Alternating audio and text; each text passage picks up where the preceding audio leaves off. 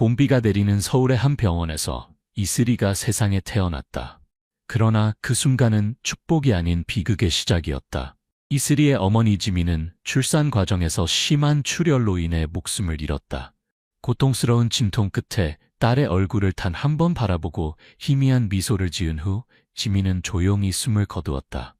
병실에는 어머니의 울음소리와 갓 태어난 작은 생명만이 남겨졌다. 그러나 의사와 간호사들은 오직 침통한 표정으로 바라볼 수밖에 없었다. 이슬이는 팔과 다리 없이 선천적 장애를 가지고 태어났기 때문이었다. 아버지 정우는 딸의 모습을 처음 본 순간 얼굴이 창백해졌다. 아내를 잃은 슬픔과 현실을 받아들일 수 없는 충격에 압도된 그는 떨리는 손으로 딸을 안으려 했지만 결국 그러지 못했다. 눈앞의 갓난아기는 너무나 작고 연약했으며 그가 상상했던 아이와는 너무나 달랐다. 왜 내 딸이 이런 모습으로? 정우는 중얼거렸다. 하지만 그 질문에 답해줄 사람은 아무도 없었다. 병원을 나선 정우는 마치 현실에서 도망치듯 이슬이를 단 한 번도 돌아보지 않고 사라졌다. 친척들은 그의 갑작스러운 실종을 비난했지만 그의 행방을 아는 사람은 아무도 없었다. 이렇게 이슬이는 태어난 지 며칠 만에 완전한 고아가 되었다. 친척 중 누구도 그녀를 맡으려 하지 않았다. 키우는 것은 불가능해. 저런 아이를 데리고 어떻게 살아가겠어? 앞으로도 계속 돌봐야 한다고? 이런 말들이 오갔고 결국 이슬이는 서울 외곽의 희망의 집이라는 장애아동 시설로 보내졌다. 시설에 들어간 이슬이는 처음부터 외로웠다. 다른 아이들은 활기차게 뛰어다니며 웃고 있었지만 이슬이는 움직이는 것조차 쉽지 않았다. 그녀 주변에는 항상 거리를 두는 아이들 뿐이었다. 처음에는 호기심으로 다가오는 아이들도 있었지만 왜 손이 없어? 왜 걷지 못해? 라는 순진한 질문을 던질 때마다 그녀의 마음은 상처받았다. 점차 모두가 그녀를 피하게 되었고 곧 그녀는 뒤에서 괴물이라고 불리게 되었다. 시설 직원 중 유일하게 이슬이에게 신경을 써준 사람은 서미라였다. 그녀는 아직 젊고 시설 일을 시작한 지 얼마 되지 않았지만 이슬이에게는 특별한 애정을 품고 있었다. 미라 자신도 어린 시절 부모를 잃고 시설에서 자란 경험이 있었다. 이 아이에겐 내가 유일한 사람이야 라고 강하게 느끼며 아무리 바빠도 그녀의 돌봄을 우선시했다. 식사 시간에는 숟가락을 입에 가져다 주고 옷을 갈아입히고 책을 읽어주었다. 하지만 이슬이는 그런 미라의 친절에도 마음을 열지 않았다. 누구에게도 의존하고 싶지 않았고 의지할 수 있는 사람이 있다고 생각하고 싶지 않았다. 왜냐하면 그 사람이 사라지면 다시 혼자가 되어버릴 것이기 때문이었다. 그 불안은 현실이 되었다. 이슬이가 6살이 되던 어느 날 밤 시설에서 화재가 발생했다. 전기 배선의 합선이 원인이었지만 오래된 건물은 순식간에 불길에 휩싸였다. 직원들은 아이들을 밖으로 대피시키기 위해 분주했지만 혼란 속에서 이슬이는 방에 홀로 남겨졌다. 불길이 치솟고 연기가 방 안에 가득 찼다. 숨을 쉴 수 없었다. 도움을 청하고 싶어도 목소리가 나오지 않았다. 온몸이 공포로 굳어버려 이불 속에서 떨고만 있을 뿐이었다. 그때 미라가 뛰어들어왔다. 이슬아! 라고 외치며 그녀는 망설임 없이 불길 속으로 몸을 던져 이슬이를 안아들었다. 괜찮아? 괜찮아 라고 말하며 미라는 출구를 향해 나아갔다. 하지만 도중에 쓰러져 내린 들보가 앞길을 막았다. 밖에서는 다른 직원들이 빨리 나와라고 소리쳤지만 불길과 연기로 시야는 거의 보이지 않았다. 미라는 필사적으로 길을 찾았고 마지막 힘을 다해 이슬이를 창문 밖으로 밀어냈다. 그 직후 천장이 무너져 내렸다. 이슬이는 바닥에 굴러떨어져 화상을 입었지만 살아남았다. 그러나 미라는 돌아오지 않았다. 불타는 건물 속에서 그녀는 그대로 목숨을 잃었다. 시설의 화재로 많은 아이들이 부상을 입었고 일부 아이들은 행방불명이 되었다. 결국 시설은 폐쇄되었고 살아남은 아이들은 다른 시설로 옮겨졌다. 그러나 이슬이에게는 더 이상 갈 곳이 없었다. 장애를 가진 그녀를 받아들일 시설은 제한되어 있었고 모두 인력 부족이나 자금 부족을 이유로 거절했다. 결국 그녀는 행정 판단에 따라 일시적으로 공립병원에 수용되었다. 병원에서의 생활은 시설과는 또 다른 외로움을 가져왔다. 입원 병동에서는 모두가 질병이나 부상으로 고통받고 있었고 자신의 일로 정신이 없었다. 간호사들은 그녀에게 최소한의 돌봄만 제공할 뿐 깊이 관여하려 하지 않았다. 이런 몸으로 살아갈 의미가 있을까? 라고 이슬이는 매일 자문했다. 무엇을 하든 누군가의 도움이 필요했다. 스스로 식사를 할 수도 없고 걸을 수도 없으며 자유롭게 움직일 수도 없었다. 마치 살아있는 것 자체가 벌처럼 느껴졌다. 어느 날 병실 창문으로 멍하니 도시의 불빛을 바라보고 있을 때 한 여성이 그녀의 방을 찾아왔다. 안녕, 나는 박서연이야. 그 여성은 나이가 들었지만 눈에는 친절함이 깃들어 있었다. 그녀는 꽃집을 운영하고 있었으며 가끔 병원에 꽃을 배달하면서 외로운 아이들의 이야기 상대가 되어주곤 했다. 여기서 계속 있을 거니? 서연이 물었고 이슬이는 작게 고개를 가로저었다. 그럼 내 집에 와볼래? 그 말에 이슬이는 놀랐다. 아무도 자신을 필요로 하지 않는다고 생각했었다. 그런데 이 낯선 할머니는 왜? 내 눈이 매우 강한 빛을 가지고 있기 때문이야. 서연은 그렇게 말하며 미소를 지었다. 그날부터 이슬이의 인생은 새로운 방향으로 나아가기 시작했다. 하지만 그것이 얼마나 힘든 길이 될지 그녀는 아직 알지 못했다. 박서연의 집은 서울 외곽의 작은 동네에 위치한 작은 꽃집이었다. 오래된 목조 건물로 가게 앞에는 다양한 색상의 꽃들이 진열되어 있었다. 가게의 간판에는 서연 플라워라고 쓰여 있었으며 오랫동안 지역 주민들에게 사랑받아온 가게였다. 서연은 혼자서 가게를 꾸려나가고 있었지만 결코 부유하지는 않았다. 그럼에도 불구하고 그녀는 어려움에 처한 사람을 그냥 지나칠 수 없는 성격이었다. 병원에서 만난 이슬이를 봤을 때 그녀는 아이의 눈 속에 깃든 무언가를 느꼈다. 그것은 절망의 어둠 속에 있으면서도 꺼져가는 태양처럼 미약하게 빛을 발하고 있었다. 이 아이는 아직 살아가는 것을 포기하지 않았어. 서연은 그렇게 확신하고 이슬이를 데려오기로 결심했다. 이슬이는 서연의 집에 왔지만 처음에는 경계심을 풀지 않고 무엇을 하든 서연의 말에 반응하지 않았다. 그녀는 계속해서 또 버림받지 않을까 하는 불안을 안고 있었다. 시설에서도 병원에서도 그녀는 단지 골칫거리로 취급받아왔다.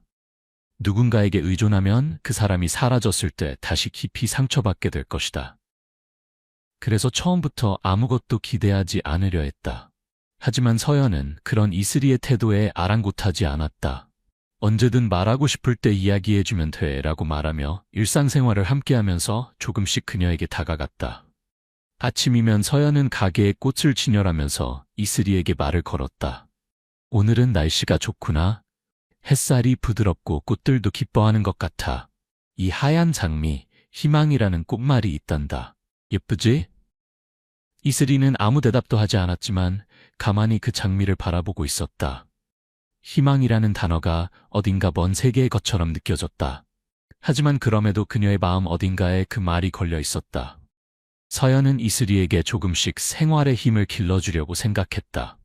물론 이슬이에게는 손도 발도 없었다. 하지만 그래도 스스로 할 수 있는 일을 늘려가야 했다.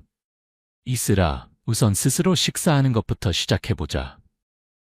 서연은 숟가락을 이슬이의 입에 가까이 가져가며 손이 없어도 입이 있잖아 라고 미소 지었다. 처음에는 잘 되지 않아 음식을 흘리는 일도 많았다.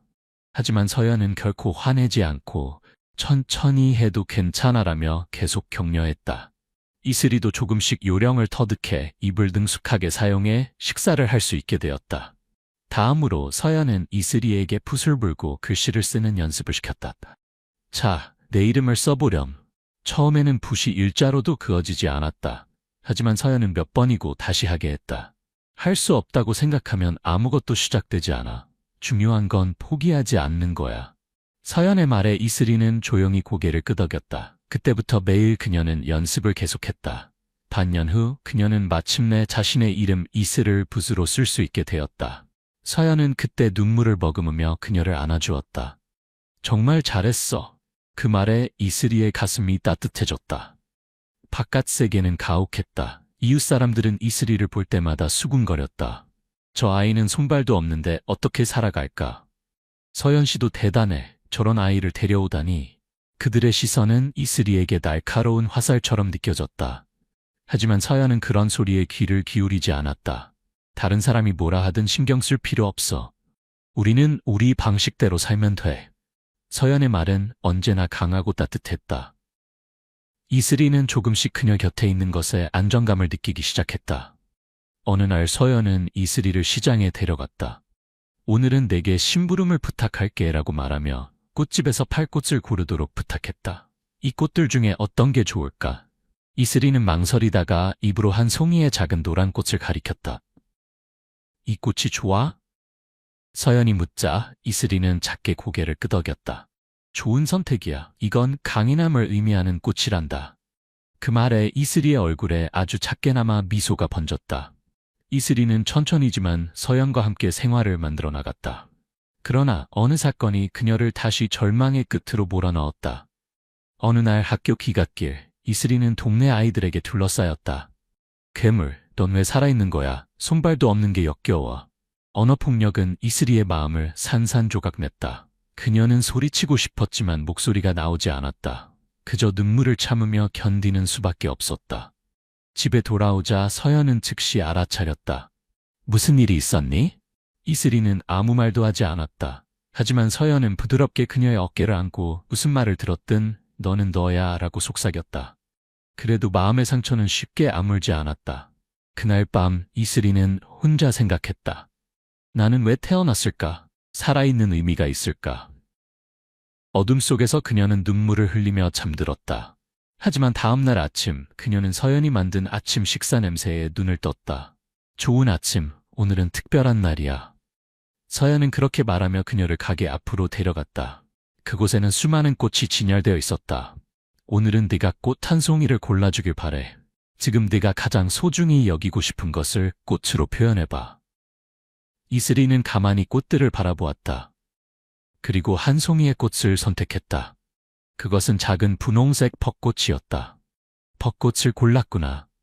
서연은 부드럽게 미소 지었다. 그건 재생을 의미하는 꽃이란다. 네가 아무리 상처받아도 다시 새롭게 태어날 수 있다는 의미를 가진 꽃이지. 이슬이는 처음으로 서연의 말이 무슨 뜻인지 이해한 것 같았다. 그때부터 이슬이는 서연과 함께 꽃집을 도우며 작은 행복을 쌓아갔다. 그녀는 여전히 많은 어려움을 안고 있었지만 그래도 조금씩 앞을 향할 용기를 갖기 시작했다. 서연의 말이 그녀의 마음에 깊이 새겨져 있었다. 살아가는 의미는 앞으로 찾아나가면 돼.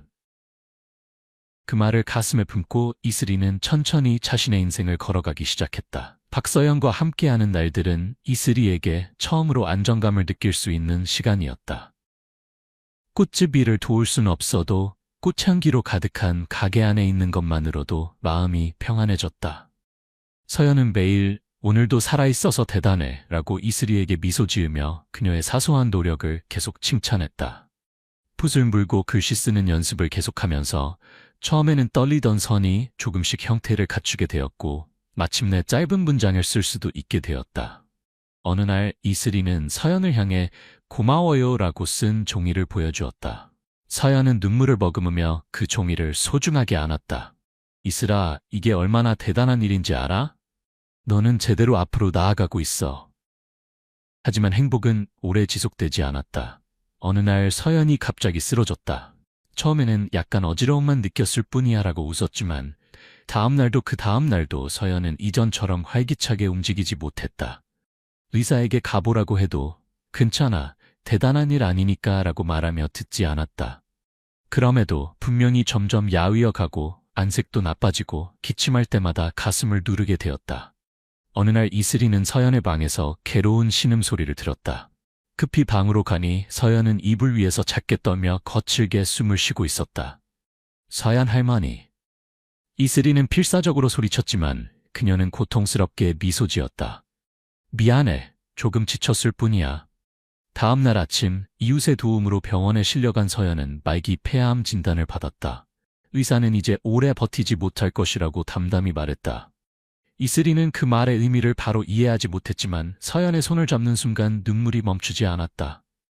거짓말. 아직 죽지 마세요. 하지만 서연은 그저 조용히 미소 지었다.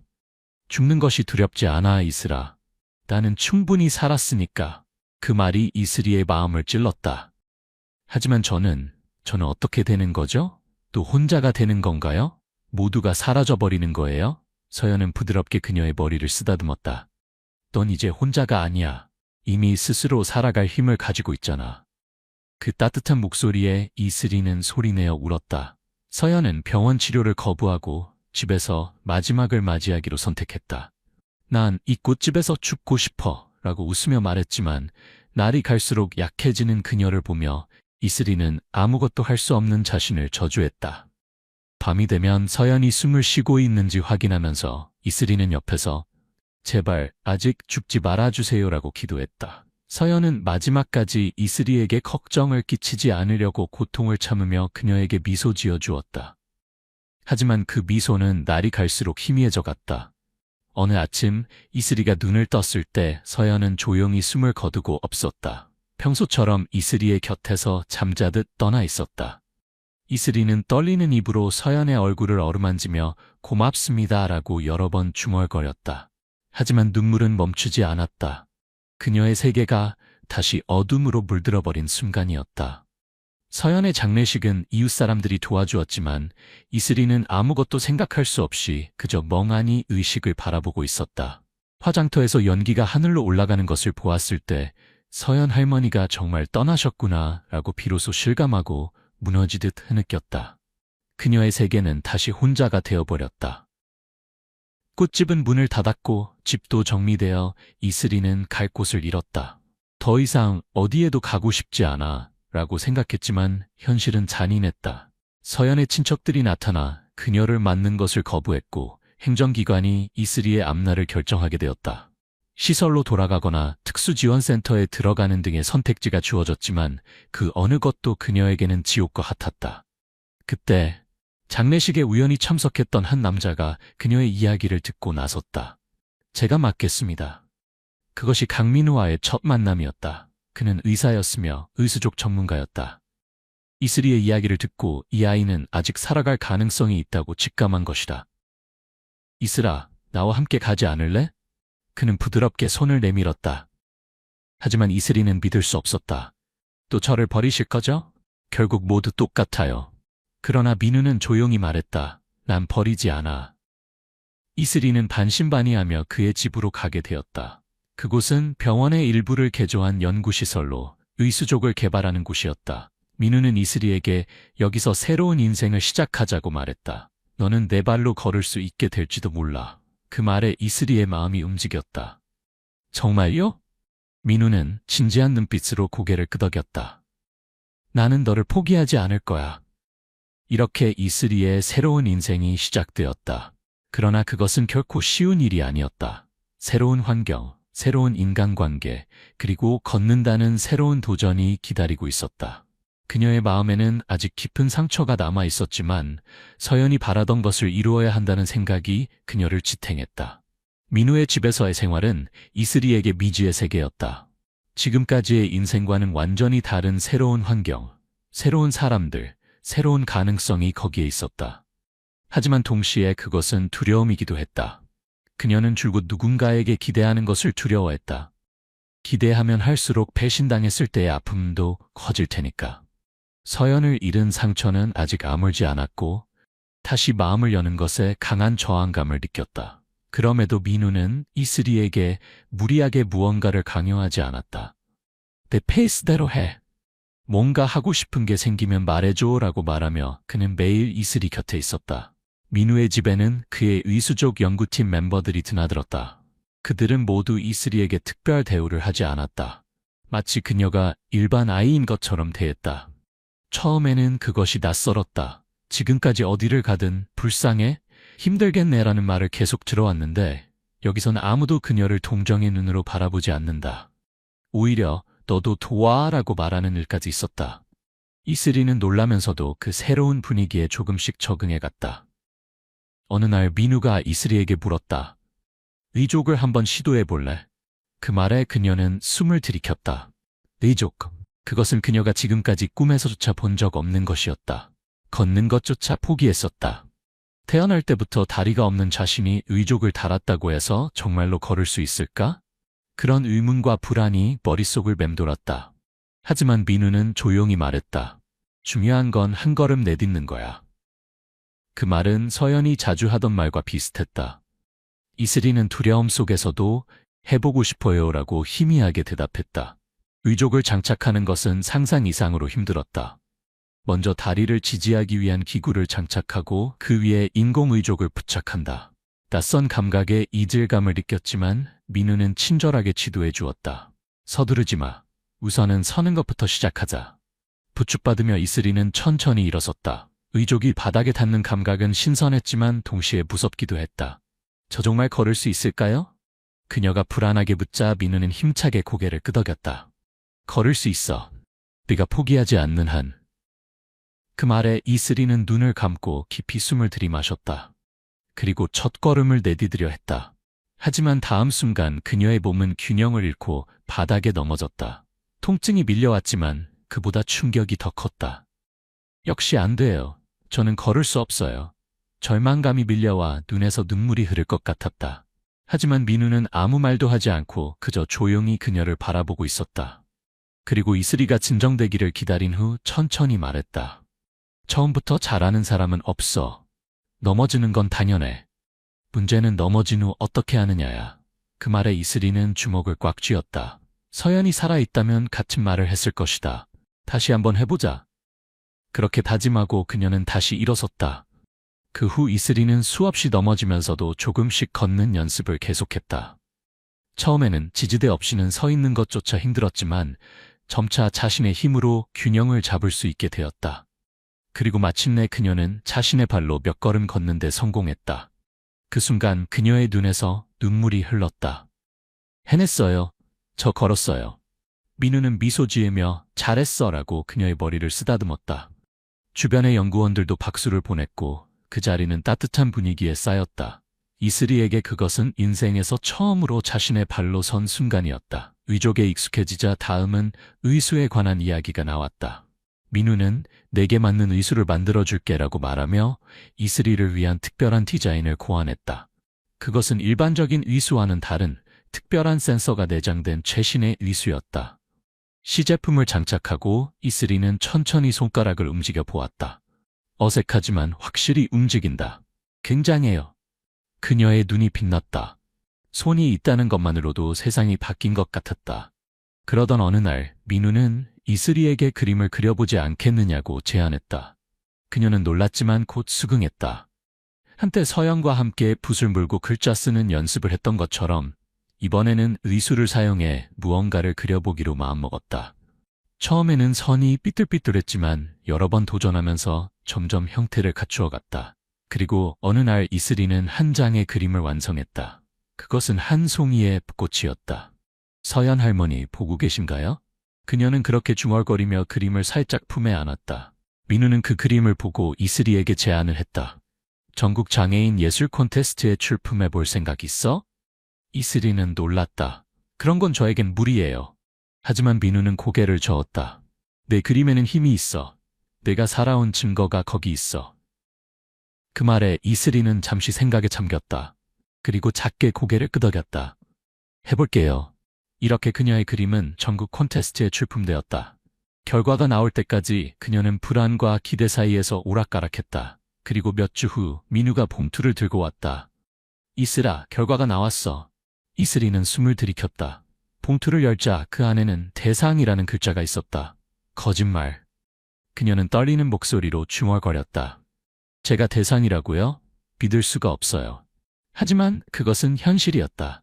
그녀의 그림은 전국적으로 인정받아 많은 사람들의 마음을 울렸던 것이다. 시상식 날, 이슬이는 무대에 섰다. 의족으로 걷고 의수로 트로피를 받는 그 모습은 많은 사람들의 마음에 깊이 새겨졌다. 그녀는 떨리는 목소리로 마이크를 잡고 말했다. 저는 줄곧 제 자신에게 살 가치가 없다고 생각했습니다. 하지만 이제는 달라요. 저는 살아있습니다. 저는 걷고 있어요. 저는 여기 있습니다. 그 말에 회장은 조용해졌고 다음 순간 큰 박수가 터져 나왔다. 이슬이는 자신의 인생을 되찾아가고 있었다. 하지만 그녀의 마음에는 아직 하나의 해결되지 않은 문제가 남아 있었다. 그것은 자신을 버린 부모와의 재회였다. 그녀의 마음 깊은 곳에는 아직 사라지지 않은 상처가 있었다. 그것을 치유하기 위해서는 과거와 마주해야 했다. 시상식이 끝나고 이슬이는 조용한 방에서 트로피를 가만히 바라보고 있었다. 자신이 이런 자리에 서게 될 날이 올 줄은 불과 얼마 전까지만 해도 상상조차 할 수 없었다. 의족으로 걷고 의수로 붓을 잡고 그리고 자신의 그림이 인정받는다는 것. 그것은 마치 꿈 같았지만 이것은 분명 그녀의 현실이었다. 하지만 마음 한구석에 뭔가가 걸리는 느낌이 있었다. 이렇게 많은 것을 이루었음에도 아직 채워지지 않는 무언가가 있었다. 그것이 무엇인지 그녀는 잘 알고 있었다. 어머니였다. 자신을 낳고도 곧바로 버린 어머니. 만나고 싶은 건지 용서할 수 없는 건지 그것조차도 알 수 없었다. 다만 어머니라는 존재가 그녀의 마음속에 계속 그림자처럼 남아있었다. 그날 밤 민우가 조용히 말을 걸었다. 이슬아, 내 어머니를 찾아보지 않을래? 그의 말에 이슬이는 놀랐다. 어머니에 대해선 누구에게도 말한 적이 없었는데 어떻게 그가 알았을까? 줄곧 궁금했겠지? 민우는 조용히 말했다. 이제라면 마주할 수 있지 않을까? 이슬이는 말없이 고개를 숙였다. 이제 와서 만난다 한들 무슨 소용이 있을까? 어머니가 사과한다면 용서할 수 있을까? 아니면 더 상처받을 뿐일까? 그래도 이제는 더 이상 도망치지 말자고 생각하며 그녀는 작게 고개를 끄덕였다. 찾아보고 싶어요. 민우의 지인들의 협조로 어머니 정지민의 행방을 추적하게 되었다. 그녀는 서울을 떠나 지방 소도시에서 새 가족을 꾸리고 있었다. 재혼해서 어린아이까지 있다는 정보를 들었을 때 이슬이의 가슴은 조여들었다. 새로운 가족. 자신을 버린 어머니는 이제 다른 누군가의 어머니가 되어 있다. 그 사실이 왠지 무척 아팠다. 하지만 그래도 만나러 가기로 결심했다. 그리고 며칠 후 마침내 그 집 앞에 섰다. 평범한 주택이었다. 대문 너머로는 작은 정원이 있었고 세발 자전거를 탄 어린 사내아이가 해맑게 웃고 있었다. 그 뒤에는 한 여성의 모습이 있었다. 그녀의 머리는 조금 하얗게 변했고 표정에는 평온함이 있었다. 하지만 분명 이슬이의 어머니였다. 지민은 지금의 생활을 지키듯 아이를 다정하게 안아 올리고 있었다. 그 모습을 본 순간 이슬이의 마음에 격한 감정이 솟구쳤다. 왜 나에게는 손을 뻗어주지 않았어? 왜 나는 버림받아야 했지? 떨리는 다리로 대문 앞에 서서 인터폰을 누르려 했지만 손이 멈췄다. 지금 여기서 만나서 무슨 말을 해야 할지 알 수 없었다. 어머니가 놀라 말을 더듬는 모습은 쉽게 상상할 수 있었다. 그래도 뒤를 돌아보니 민우가 조용히 고개를 끄덕이고 있었다. 괜찮아. 너는 혼자가 아니야. 그 말에 등을 떠밀리듯 이슬이는 용기를 내어 버튼을 눌렀다. 인터폰 소리가 울리고 지민이 응답했다. 네, 누구세요? 그 목소리를 들은 순간 눈물이 쏟아질 것 같았다. 어린 시절 수없이 상상했던 어머니의 목소리. 하지만 실제로 듣는 것은 처음이었다. 저예요. 이슬이에요. 잠시 침묵이 흐른 후 문이 천천히 열렸다. 지민의 눈이 놀라움에 크게 떠졌다. 이슬아. 그 순간 어머니의 표정이 얼어붙었다. 당신, 어떻게 여기에?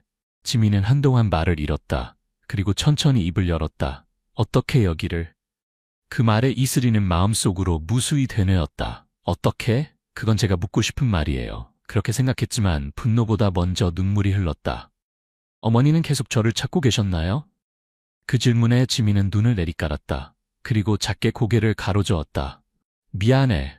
단 한마디였다. 하지만 그것이 모든 것을 말해주고 있었다. 어머니는 그녀를 찾지 않았다. 계속 새로운 삶을 살아왔던 것이다. 이슬이는 눈앞이 하얘졌다. 그렇구나. 나는 어머니에게조차 이미 과거의 존재였던 거야. 여기 오지 말걸. 그렇게 생각한 순간 온몸에 힘이 빠질 것 같았다.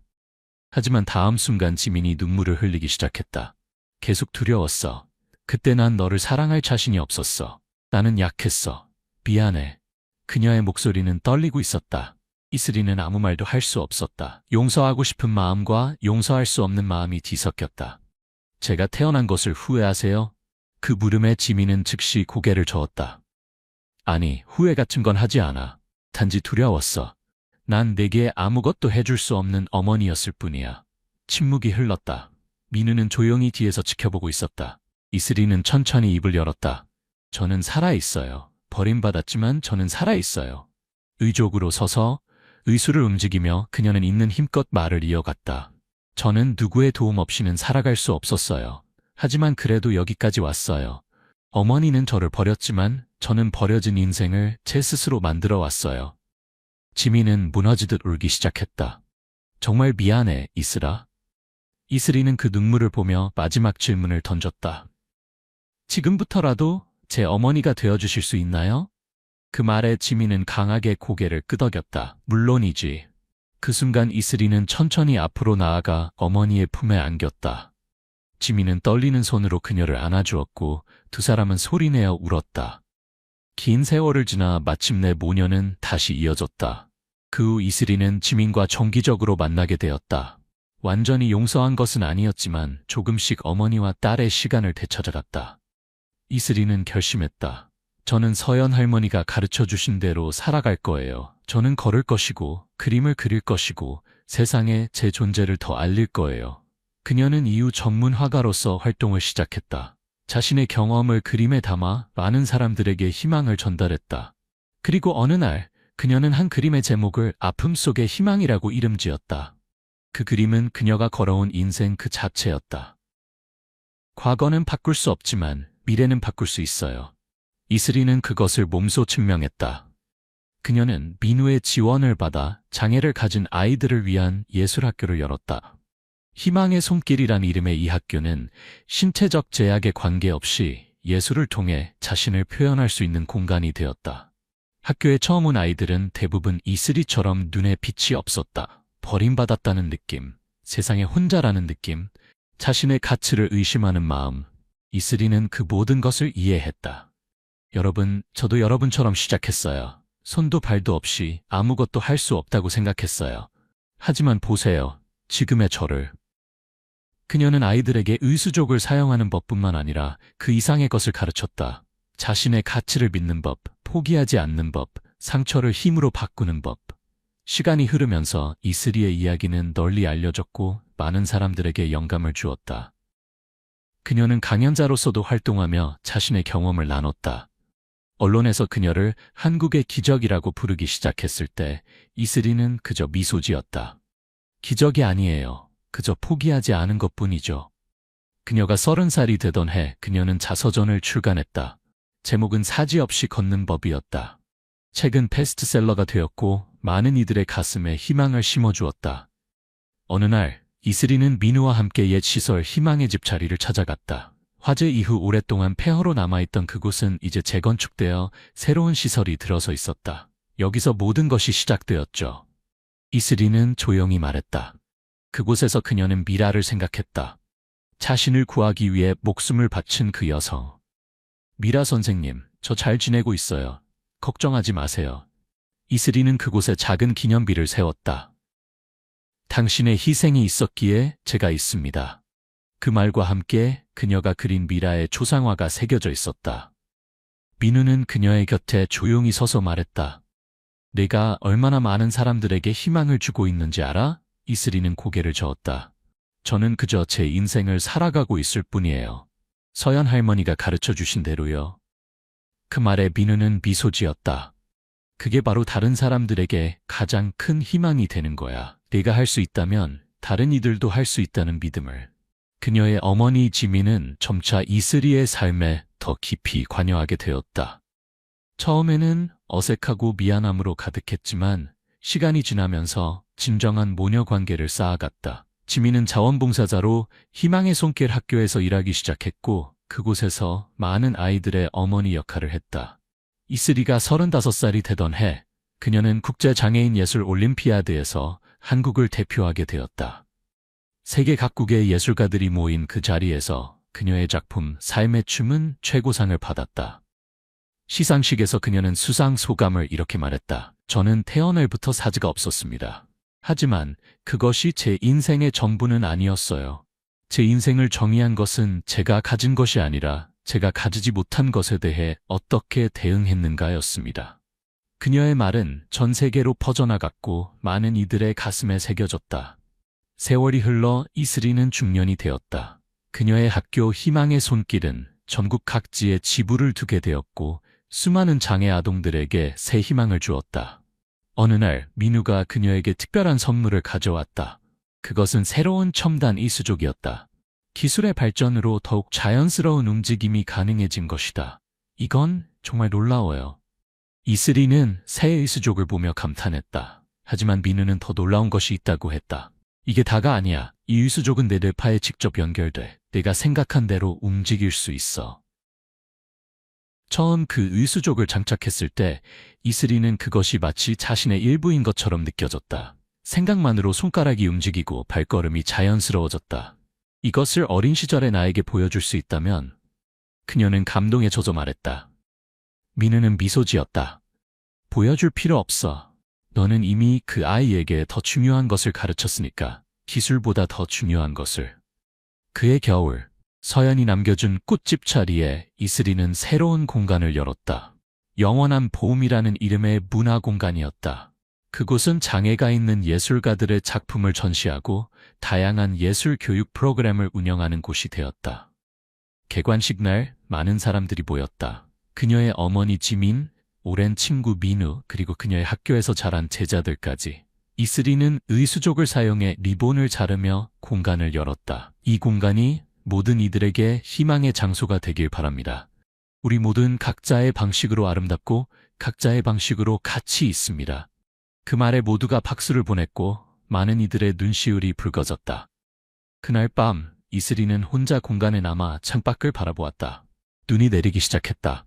하얀 눈송이가 땅에 내려앉는 모습이 마치 벚꽃이 떨어지는 것처럼 보였다. 그녀는 문득 서연과 미라를 생각했다.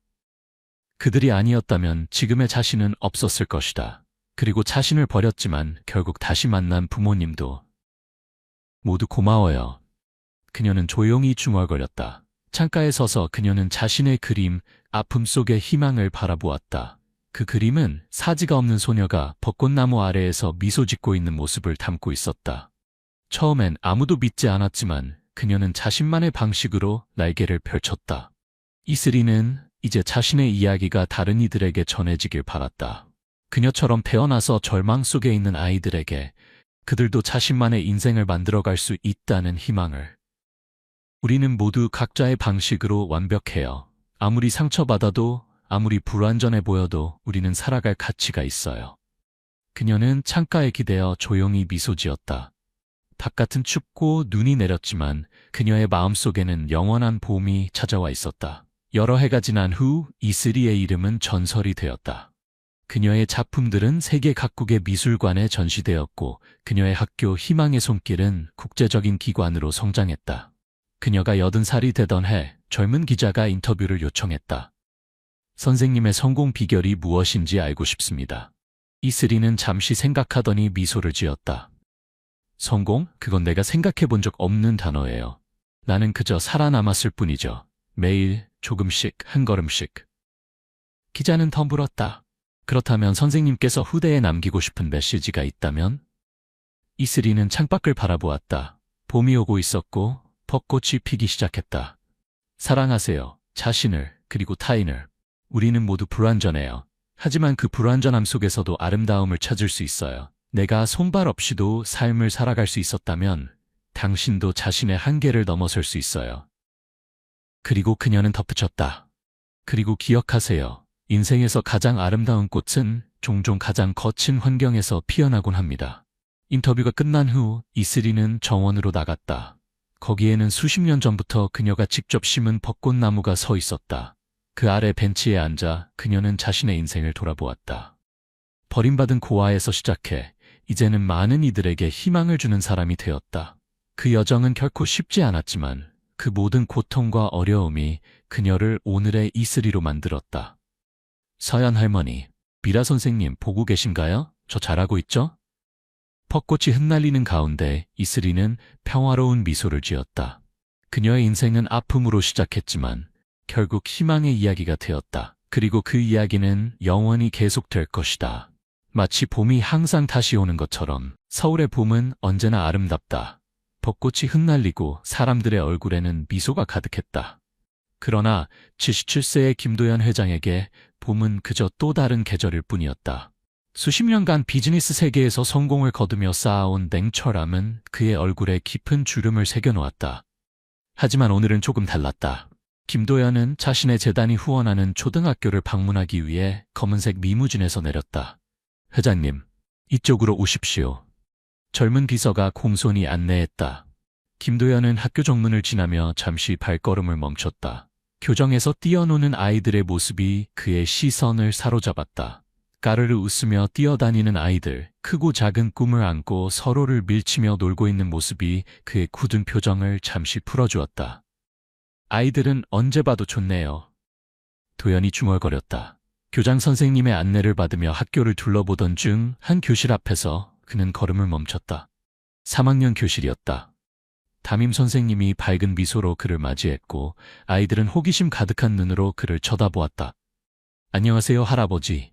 아이들이 일제히 인사했다. 도연은 미소를 지으며 아이들에게 다가갔다. 갑자기 그의 양복 주머니에서 무언가가 떨어졌다. 낡은 흑백 사진 한 장이었다. 사진 속에는 젊은 시절의 그와 한 여인이 활짝 웃고 있었다. 이거 제 할머니도 가지고 계신 사진이에요. 교실 앞자리에 앉아있던 작은 남자아이가 사진을 집어들며 외쳤다.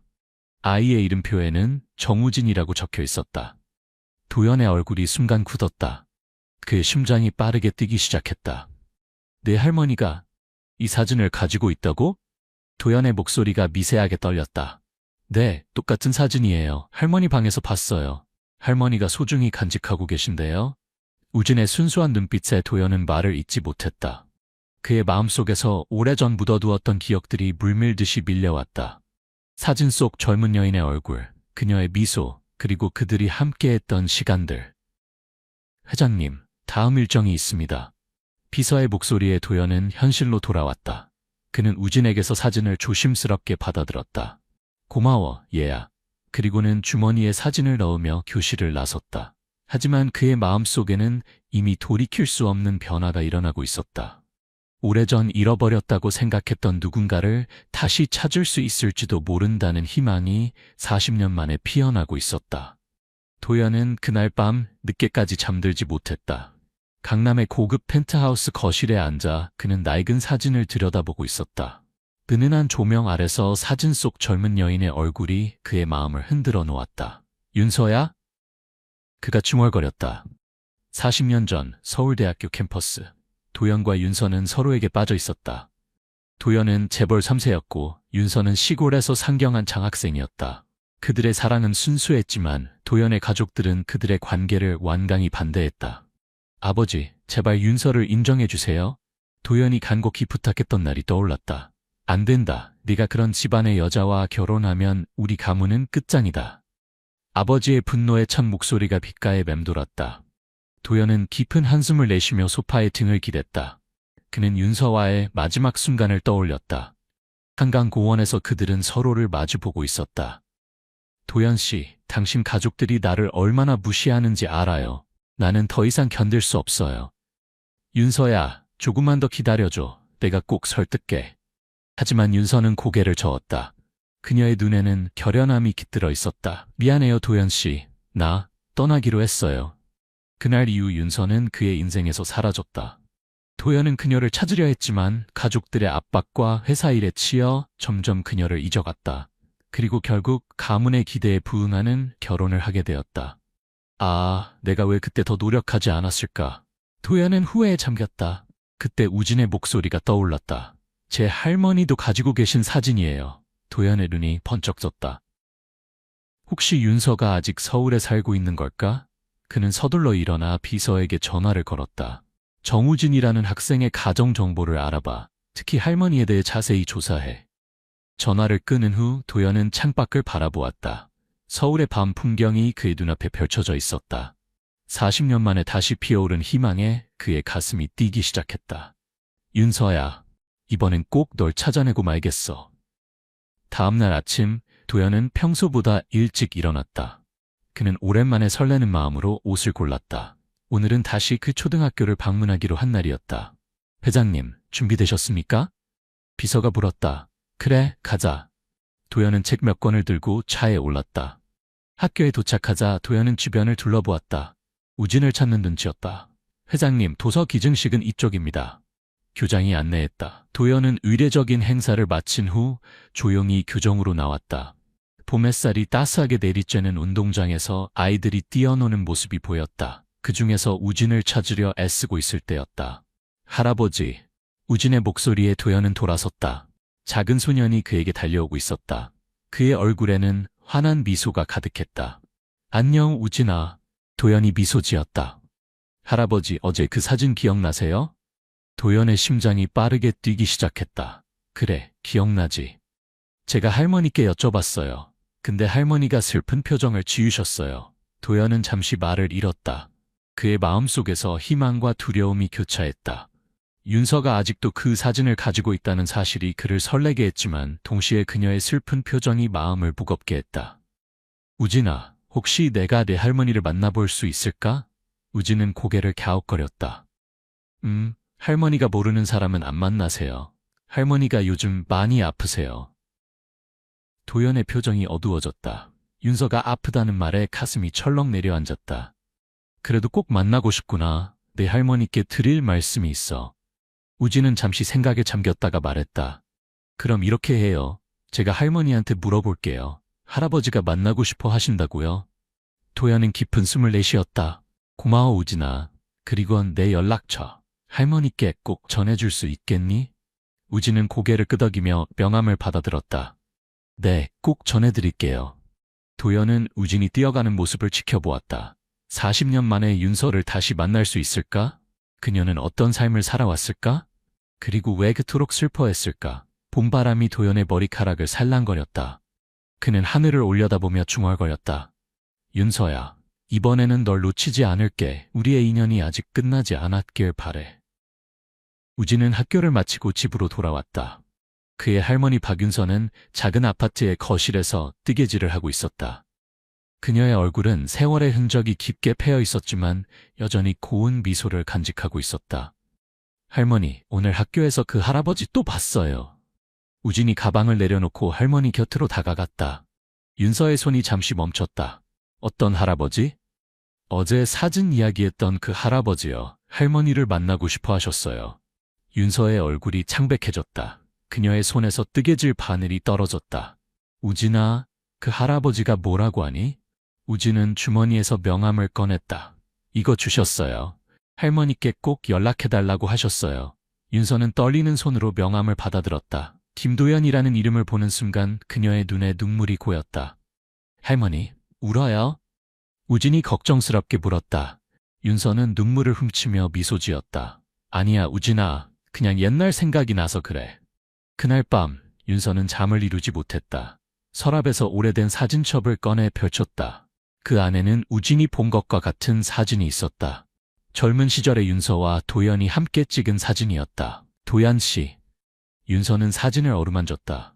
40년 전 그들의 이별 후 윤서는 홀로 딸을 키웠다. 가난과 편견 속에서 힘겹게 살아왔다. 그녀는 수없이 도연을 찾으려 했지만 그의 가족들의 방해로 번번이 실패했다. 어떻게 해야 하지? 윤서는 망설였다. 다음 날 아침 윤서는 결심했다. 그녀는 떨리는 손으로 전화기를 들었다. 망설임 끝에 명함의 번호를 눌렀다. 여보세요? 도연의 목소리가 들렸다. 윤서는 잠시 말을 잇지 못했다. 40년 만에 듣는 그의 목소리에 그녀의 마음이 요동쳤다. 도연 씨, 저예요, 윤서.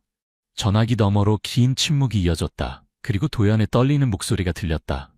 윤서야, 정말 너구나. 윤서야, 정말 너구나. 도연의 목소리가 떨렸다. 윤서는 잠시 말을 잇지 못했다. 40년간 가슴속에 묻어두었던 감정들이 파도처럼 밀려왔다. 그래요, 도연 씨. 오랜만이네요. 윤서의 목소리도 떨렸다. 윤서야, 너를 찾고 싶었어. 40년 동안 매일 너를 생각했어. 윤서는 한숨을 내쉬었다. 도연 씨, 우리 만나서 이야기를 나누어야 할 것 같아요. 그들은 다음 날 오후 한강공원에서 만나기로 약속했다. 전화를 끊은 후 도연은 가슴이 터질 것 같았다. 그는 비서를 불렀다. 빈 비서, 내일 모든 일정을 취소해. 하지만 회장님, 내일 중요한 이사회가 취소하라고. 도연의 목소리가 높아졌다. 40년 만에 기다려온 사람을 만나는 거야. 그 어떤 것도 이보다 중요할 순 없어. 다음 날 도연은 평소보다 일찍 일어났다. 그는 오랜만에 정장 대신 캐주얼한 옷을 골랐다.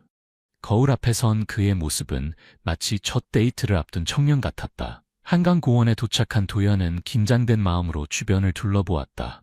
그때 멀리서 윤서가 걸어오는 모습이 보였다. 40년의 세월이 지났지만 그녀의 우아한 걸음걸이는 변함없었다. 윤서야. 도연이 먼저 말을 걸었다. 윤서는 잠시 그를 바라보다가 미소 지었다. 도연 씨, 많이 늙으셨네요. 너도 마찬가지야. 하지만 여전히 아름답구나. 그들은 잠시 어색한 침묵 속에 있었다. 40년의 시간은 쉽게 지워지지 않았다. 앉아서 이야기할까요? 윤서가 제안했다. 그들은 한강을 바라보며 나란히 앉았다. 도연은 주머니에서 그 낡은 사진을 꺼냈다. 이걸 아직도 가지고 계셨군요. 윤서의 눈에 눈물이 고였다. 너를 잊은 적이 없어, 윤서야. 그날 내가 왜 그렇게 어리석었을까? 윤서는 고개를 저었다. 이제 와서 그런 이야기를 해도 소용없어요. 도연 씨는 자기 삶을 살았잖아요. 도연은 윤서의 손을 잡으려 했지만 윤서는 살짝 몸을 뺐다. 윤서야, 나에게 다시 한번 기회를 줄 수 없을까? 우리가 놓쳤던 시간들을 함께 되찾고 싶어. 윤서의 눈에서 눈물이 흘러내렸다. 도연 씨, 그건... 윤서의 목소리가 떨렸다. 그렇게 쉬운 일이 아니에요. 도연은 윤서의 눈을 바라보았다. 그의 눈에는 아픔과 후회가 가득했다. 윤서야, 하지만 우리에겐 아직 시간이 있어. 늦었지만 함께할 수 있어. 윤서는 고개를 저었다. 도연 씨, 당신은 모르세요. 우리 사이엔... 그때 멀리서 소리가 들렸다. 할머니. 우진이 달려오고 있었다. 도연은 놀란 표정으로 윤서를 바라보았다. 할머니, 여기 계셨구나. 걱정했어요. 이 할아버지는 누구세요? 윤서는 당황한 듯했지만 곧 진정을 찾았다. 우진아, 이분은 할미의 오랜 친구란다. 우진은 호기심 어린 눈으로 도연을 보다가 윤서에게 물었다. 할아버지가 할머니 사진을 가지고 있던 분이에요? 윤서는 고개를 끄덕였다. 네, 맞아요. 할아버지도 할머니 아세요? 와, 신기해요. 도연은 말을 잇지 못했다. 그의 머릿속으로 수많은 생각이 스쳐 지나갔다. 윤서에게 손자가 있다는 것은 그녀에게 자식이 있다는 것이다. 윤서가 조용히 말했다. 우진이는 우리 손녀딸 지은이의 아들이에요. 도연은 고개를 숙였다. 네, 우리가 헤어진 후에 알게 됐어요. 당신에게 말하고 싶었지만. 도연은 충격에 빠진 듯했다. 그는 천천히 우진에게 다가갔다. 우진아, 너는 내 외손자구나. 우진은 혼란스러운 표정으로 할머니를 바라보았다. 윤서는 눈물을 삼키며 우진을 안았다. 할머니, 무슨 일이에요? 우진이 물었다. 윤서는 깊은 숨을 내쉬었다. 우진아, 이제 모든 걸 이야기해 줄 때가 온 것 같구나. 도연은 벤치에 앉아 머리를 감쌌다. 그의 마음은 혼란스러웠다. 40년 동안 그는 윤서를 찾아 헤맸지만 정작 그녀에게는 자신의 딸이 있었다는 사실을 몰랐다. 그리고 지금 그의 앞에는 외손자가 서 있었다. 윤서야, 도연이 떨리는 목소리로 말했다. 왜 말하지 않았어? 내게도 알 권리가 있었잖아. 윤서의 눈에서 눈물이 흘러내렸다. 당신 가족들이 우리를 찾지 못하게 했어요. 그들은 내가 당신 인생을 망칠 거라고 생각했어요. 도연은 주먹을 불끈 쥐었다. 그의 가족들이 윤서와 딸을 그에게서 떼어놓았다는 사실에 분노가 치밀었다. 도연의 주먹이 벤치를 강하게 내리쳤다. 도대체 왜 그랬을까? 윤서는 우진을 아는 채 조용히 말했다. 도연 씨, 여기서 이런 이야기를 하는 건 적절하지 않아요. 우진이가 듣고 있어요. 도연은 깊은 한숨을 내쉬었다. 그는 우진을 바라보았다. 어린 소년의 눈에는 혼란과 호기심이 가득했다. 우진아, 도연이 부드럽게 말을 걸었다. 미안하구나. 할아버지가 좀 흥분했어. 우진은 고개를 끄덕였다. 괜찮아요, 할아버지. 근데 정말로 제 할아버지예요? 도연은 잠시 망설였다. 그는 윤서를 바라보았고 그녀는 눈빛으로 동의를 표했다. 그래, 우진아. 나는 네 외할아버지란다. 우진의 눈이 커졌다. 와, 정말요? 근데 왜 지금까지 만나지 않았어요? 윤서가 끼어들었다. 우진아, 어른들의 사정이 좀 복잡해. 나중에 자세히 설명해 줄게. 도연은 벤치에서 일어났다. 윤서야, 우리 좀 더 이야기를 나눠야 할 것 같아. 제가 우진이를 돌볼게요. 갑자기 들려온 목소리에 모두가 놀라 돌아보았다. 정지은이었다. 윤서의 딸이자 우진의 어머니인 지은이 그들 앞에 서 있었다. 엄마, 우진이 반가워하며 달려갔다. 지은은 아들을 안아주며 도연을 바라보았다. 그녀의 눈에는 복잡한 감정이 서려 있었다. 아버지. 지은이 떨리는 목소리로 말했다. 도연은 말을 잇지 못했다. 그의 앞에 선 여인은 윤서를 닮았지만 동시에 자신의 모습도 보였다. 그의 딸이었다. 지은아. 도연이 천천히 다가갔다. 네가 내 딸이구나. 지은의 눈에 눈물이 고였다. 네, 맞아요. 하지만 지금은 우진이가 우선이에요. 어머니, 아버지, 두 분은 이야기를 나누세요. 제가 우진이를 데리고 있을게요. 윤서는 고개를 끄덕였다. 지은은 우진의 손을 잡고 공원 안쪽으로 걸어갔다. 도연과 윤서는 다시 벤치에 앉았다. 윤서야. 도연이 떨리는 목소리로 말했다. 우리 딸이 정말 아름답구나. 윤서의 눈에서 눈물이 흘러내렸다. 네, 지은이는 우리의 사랑의 결실이에요, 도연 씨. 도연은 윤서의 손을 조심스럽게 잡았다. 이번엔 윤서가 피하지 않았다. 이제부터라도 우리가 함께할 수 있을까? 도연이 조심스럽게 물었다. 윤서는 도연의 손을 조용히 뿌리쳤다. 도연 씨, 그렇게 간단한 문제가 아니에요. 도연의 표정이 어두워졌다. 윤서야, 하지만 우리에겐 아직 기회가 있어. 40년이란 시간을 되돌릴 순 없지만 앞으로의 시간은 함께할 수 있잖아. 윤서는 깊은 한숨을 내쉬었다. 당신은 모르시겠죠? 제가 얼마나 힘든 시간을 보냈는지. 말해줘, 윤서야. 모든 걸 알고 싶어. 윤서의 눈에 눈물이 고였다. 당신이 떠난 후 저는 임신 사실을 알게 됐어요. 당신 부모님께 찾아갔죠. 하지만 그들은... 도연은 숨을 멈췄다. 우리 부모님 뭐라고 하셨어? 그들은 저를 쫓아냈어요. 당신이 절대 평민의 자식을 인정하지 않을 거라고, 당신의 미래를 망치지 말라고 했죠. 도연의 얼굴이 창백해졌다. 그럴 리가. 내가 그런 사람이 아니란 걸 부모님도 아셨을 텐데. 당신 아버님은 제게 돈뭉치를 던지셨어요. 아이를 지우라고. 윤서의 목소리가 떨렸다. 도연은 분노로 주먹을 불끈 쥐었다. 그래서 넌 어떻게 했어? 지키기로 했죠. 하지만 그 후로 제 인생은 지옥이었어요. 직장에서 쫓겨나고 가족들에게 버림받았죠. 홀로 지은이를 키우며 공장에서 일했어요. 도연의 눈에서 눈물이 흘러내렸다. 윤서야, 내가 그때 옆에 있어줬어야 했는데. 그래요, 있어야 했어요. 윤서의 목소리가 날카로워졌다. 하지만 당신은 어디 있었죠? 재벌가의 후계자로 승승장구하고 있었겠죠. 도연은 고개를 숙였다. 찾았어. 하지만 찾지 못했어. 결국 부모님의 압박에 못 이겨 다른 여자와 결혼했지. 윤서는 쓴웃음을 지었다. 그렇게 쉽게 포기했군요. 아니야, 윤서야.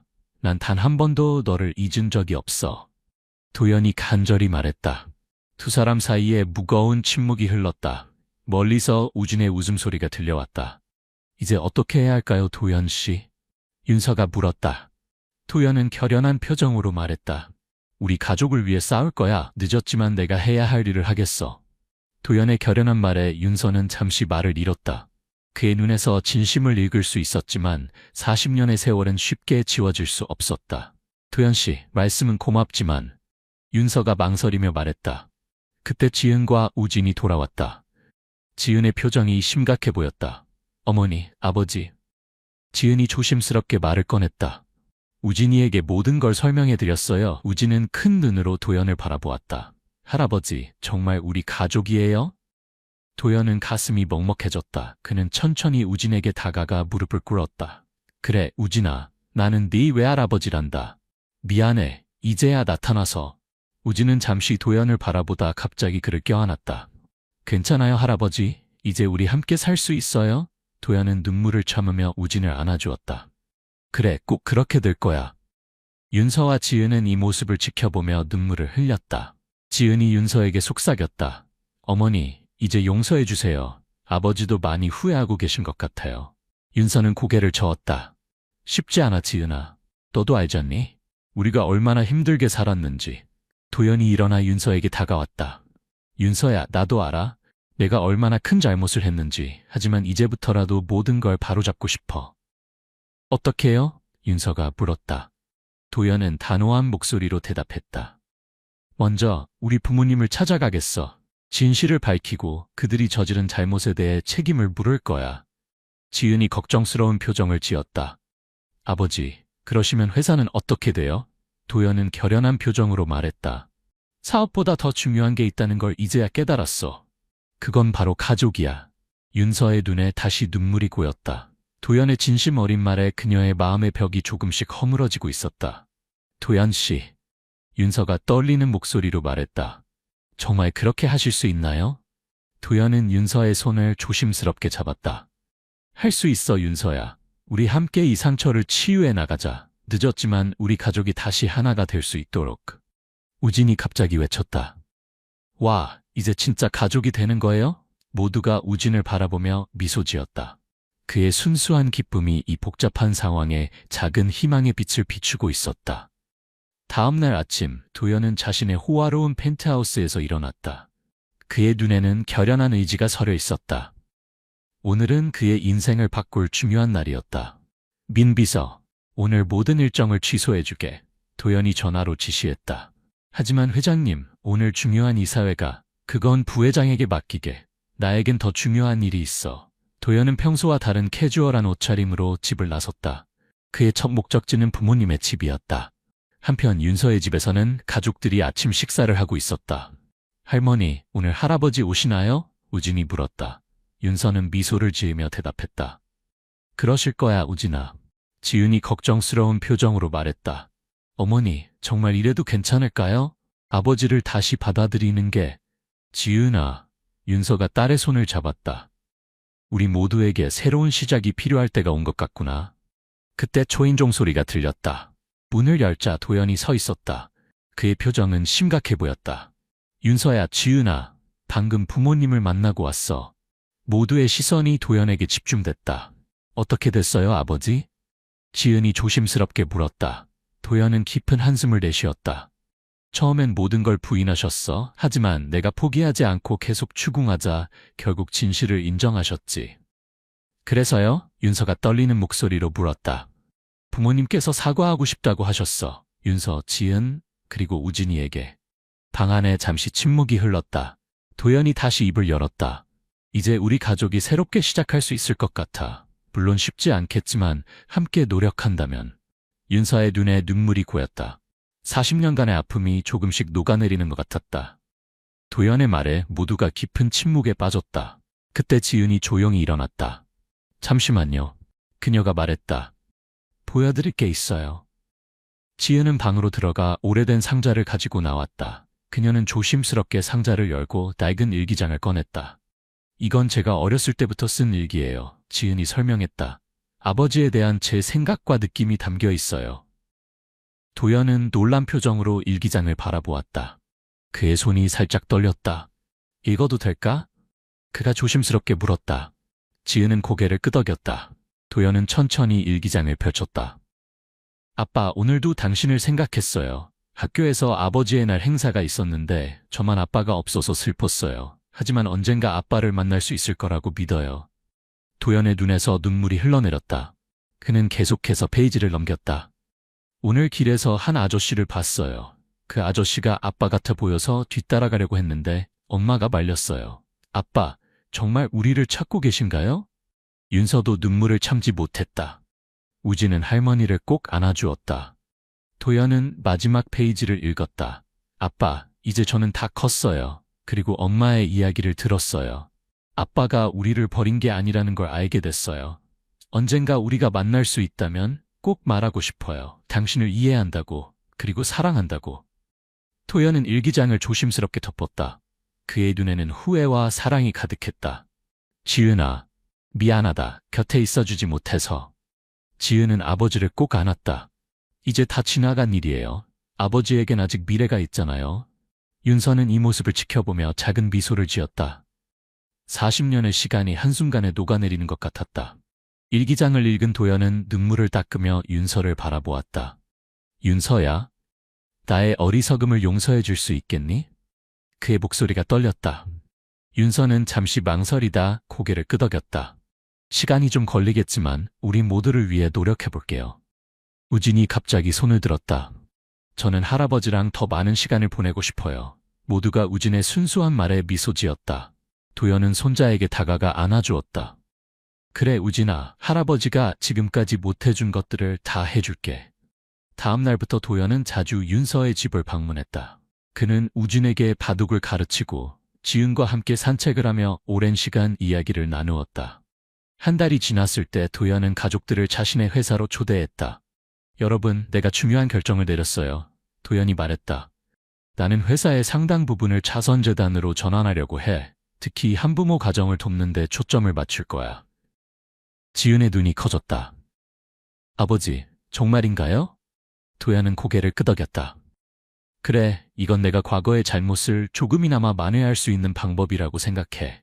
윤서는 감동한 표정으로 도연을 바라보았다. 도연 씨, 정말 달라지셨네요. 당신 덕분이야, 윤서야. 당신과 지은 그리고 우진이가 내 인생의 의미를 다시 찾게 해줬어. 그날 밤 가족들은 함께 저녁 식사를 했다. 테이블 주위에는 웃음소리가 가득했다.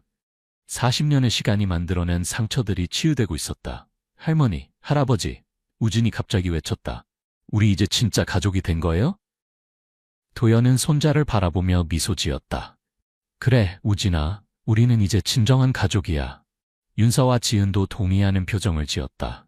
그들의 눈에는 희망찬 미래에 대한 기대가 빛나고 있었다. 도연의 결정 이후 몇 개월이 지났다. 한부모 가정을 돕는 자선재단 지은의 빛이 설립되었고 오늘은 그 출범식이 있는 날이었다. 컨벤션 센터에 수많은 사람들이 모여 있었다. 도연이 단상에 올라 마이크를 잡았다. 오늘 우리는 새로운 시작을 알립니다. 지은의 빛은 단순한 차선단체가 아닙니다. 이는 우리 사회의 아픔을 치유하고 희망을 전하는 등불이 될 것입니다. 청중들이 뜨거운 박수를 보냈다. 도연은 윤서, 지은, 우진을 바라보며 미소 지었다. 제 딸의 이름을 따 만든 이 재단은 제 인생의 가장 큰 후회와 가장 큰 축복을 동시에 상징합니다. 우리는 어려운 환경에서 자녀를 키우는 부모들을 지원하고 그 아이들에게 밝은 미래를 선물하고자 합니다. 지은이 단상으로 올라왔다. 그녀의 눈에는 눈물이 고여 있었다. 저는 한부모 가정에서 자랐습니다. 그 시간이 얼마나 힘들었는지 잘 알고 있죠. 하지만 오늘 저는 자랑스럽게 말할 수 있습니다. 우리의 아픔이 다른 이들에게 희망이 될 수 있다고. 윤서도 마이크 앞에 섰다. 40년 전 저는 세상에 맞서 싸워야 했습니다. 하지만 오늘 우리는 함께 손을 잡고 더 나은 세상을 만들어갈 수 있게 되었습니다. 마지막으로 우진이 나섰다. 저는 우리 가족이 다시 하나가 된 것이 너무 기뻐요. 이제 다른 아이들도 저처럼 행복해질 수 있겠죠? 행사장은 뜨거운 박수 소리로 가득 찼다. 도연은 가족들을 바라보며 깊은 감사의 마음을 느꼈다.